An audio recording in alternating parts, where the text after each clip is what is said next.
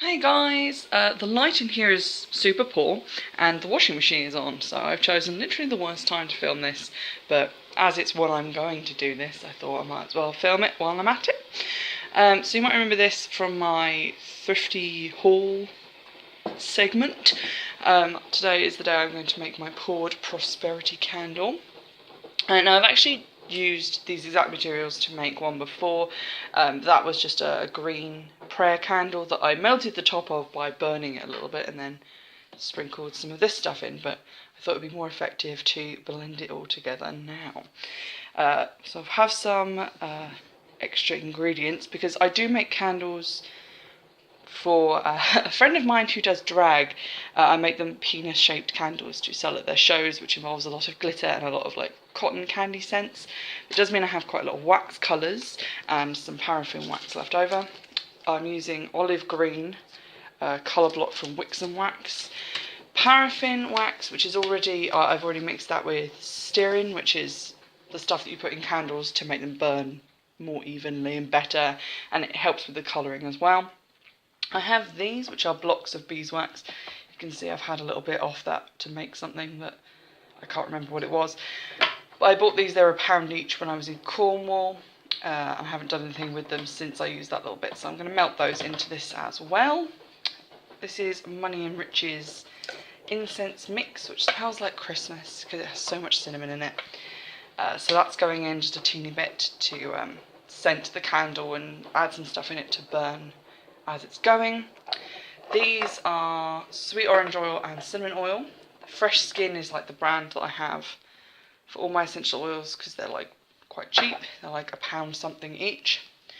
This is the attraction oil that I've made myself for the recipe in my Charms, Spells and Formulas book. Basically it's just equal parts lovage and lemon zest or lemon flowers ground up. You put it in like olive oil or something, and then strain it out 3 days later, put it in a jar with a lodestone, which is like a natural magnet, and it's all ready to go. So that's going in there too.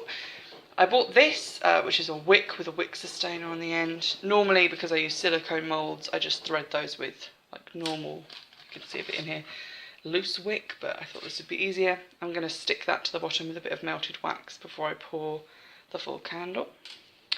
This is my skewer.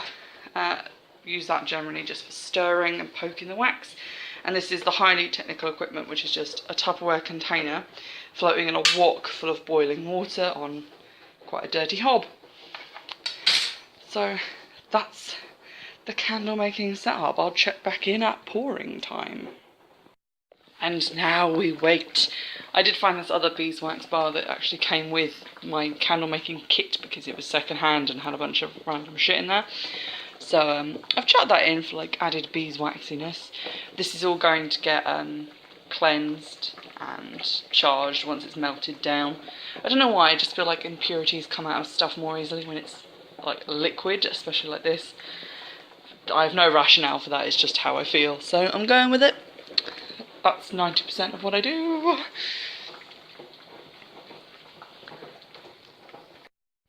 Incidentally, some semi-not professional advice. If you're using a wok to melt your wax in this double boiler way that I am, make sure that there's no hair stuck to the bottom from when it was in storage, because imagine the smell when I put that on the hot burner. It smells like burning hair and cinnamon in here, and if there is a witchier smell, I don't know what it is, but it's probably something that it's illegal for me to have in this kitchen.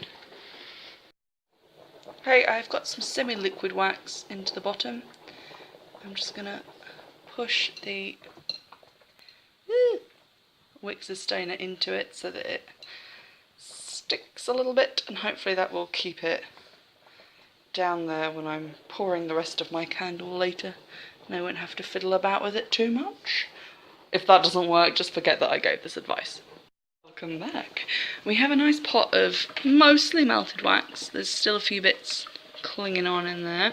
The brown speckles you can see is a mixture of the herbs and things that I've used in my incense that I've added to this. It's mostly crushed up cinnamon stick, allspice berries and nutmeg. I think there's some ground ginger in there as well, but mostly into small pieces, so it doesn't really pose a clumping issue in the finished candle. I'm just waiting for that to finish. I've put the oils I'm going to be using into the bottom of the candle already. A bit of the attraction oil, some of the cinnamon and sweet orange. More sweet orange than anything because it just smells nice. I've put those in here because if you add them to the hot wax, they tend to just evaporate into the room if you leave it for too long. I just find this is a better way of doing it, and it will just mix in with the wax when you pour it into the pot. If, I forgot to say earlier, if you don't have like this sort of Tupperware container which is holding up to this heat pretty well, you can use those microwavable plastic containers that like Chinese takeaway come in, or foil containers like Food Savers. You have to be careful if you're using like a skewer, because I have before like poked through and lost all my wax. True story, pretty traumatic. And if you use something like an old soup container, like the plastic ones, those tend to melt if you leave them in contact with the bottom of the wok or pan that you're using, so I tend to prop them up on a jam jar lid, just underneath. This one is quite heat proof, I think it's microwave proof, so it doesn't really have that problem. I'm just waiting for this like last bit of beeswax to melt. It does smell good though, it smells like honey, which is always nice.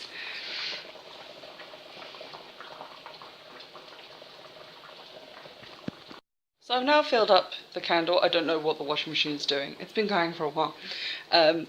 This did not stay put. It's still stuck to the bottom, but obviously it kind of weaves about in the wax. So I've just put it into this little hole, which is very handy in this pair of Cheats chopsticks. So there's a life hack for you. Or you could, I guess, probably just use like 2 knives or something across there, but this was super easy and it was on the top of the cutlery drawer. This I'm just kind of leaving in the hot water to stay a bit liquidy, because what I find often happens is these will cave in once they've cooled, so you just need to top them up a little bit before you trim the wick. So that's all done. If you wanted like an easy way to do this, I've done it before. I've got like a foil food saver. They come in like packs. They're like the foil containers Chinese food comes in. Put one of those on top of the hot water and then fill it with tea lights. If you have the cheap kind of IKEA tea lights where you can take the wick and wick sustainer out, take those out, put them to one side, then put the little foil containers with the wax into another foil container, float it on there, melt it, add whatever stuff you want, and then take it off the heat, put the wicks back in, and when it sets you'll have a candle. The burning time on them is not great. By melting them first, after they've already obviously been melted to be made into tea lights, they won't burn for that long or that well, to be honest. But it will get the job done if you're just looking for like a small spell candle to use. But yeah, there's the prosperity candle. Super pleased with this chopstick thing. Take that one away, that's like the one learning moment of this video.